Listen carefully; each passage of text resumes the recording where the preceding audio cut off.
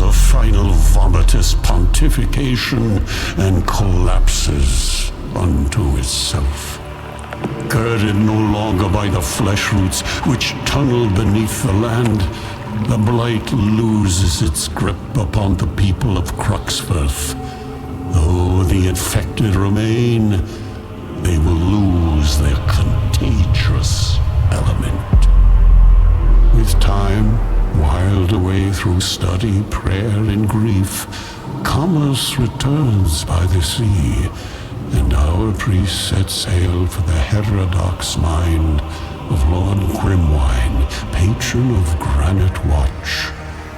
Answers as to what became of his daughter are unlikely, but the right questions may be found among his questionable techniques. Yet the sea and sky have other notions, betraying his course without preventing it. He arrives by water, humbled once more to a fortress turned in upon itself.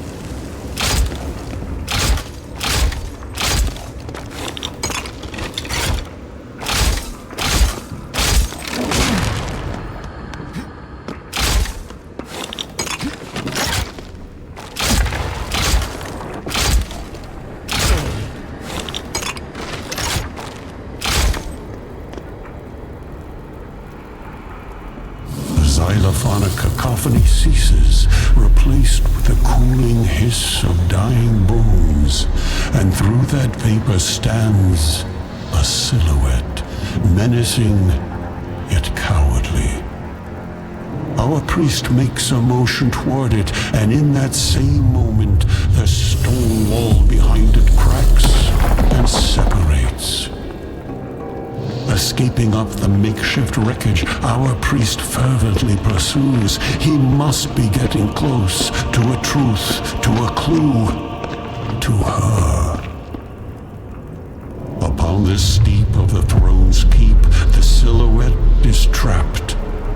Convicted twice-fold, staff at the forefront, he advances upon the figure just as it dissolves.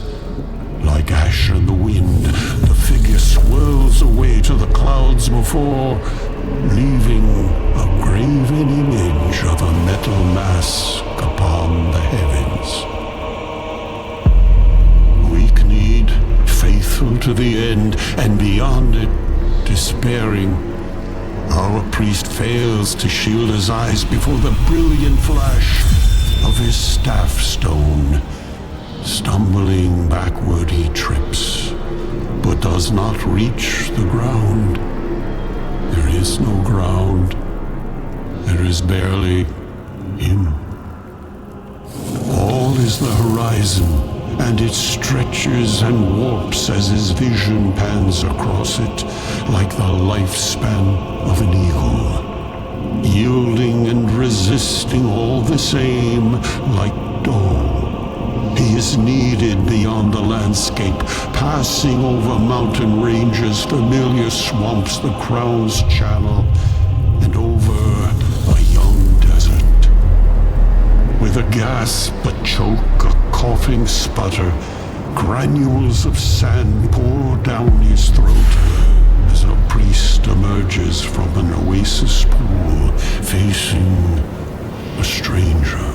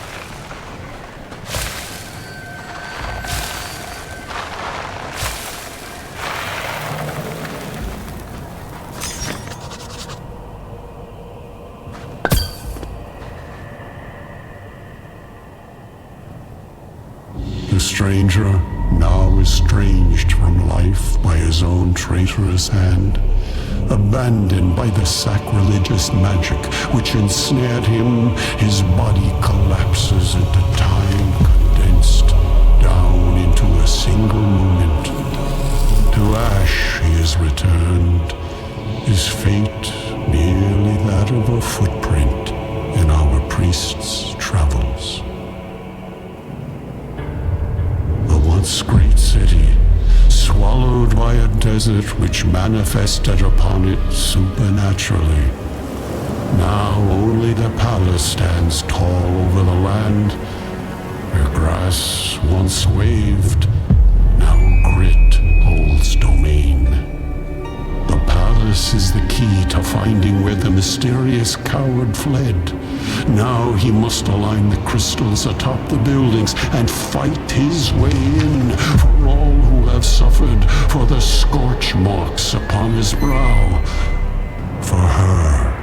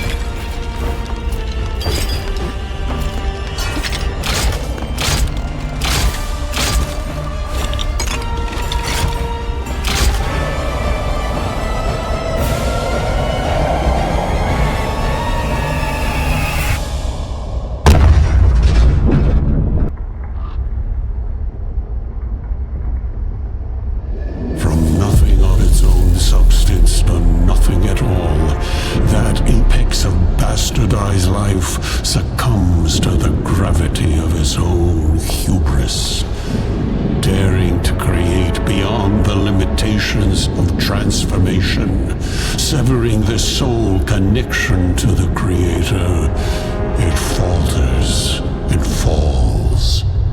Our priest flees, a victory gallop back into the stable arms of reality. He has earned his peace, but until he has found her, even just her body, until the remnants of the Created's perversions are cleansed from the